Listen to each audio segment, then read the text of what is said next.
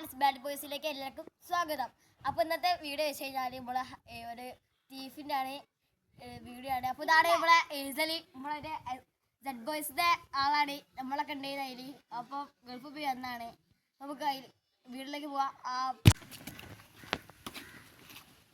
ഞാൻ വളം കുടിച്ച് വരാം കേട്ടോ.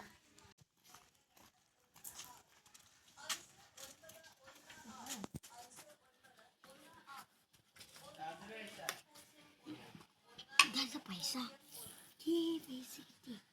അത് കൊടുക്കാം.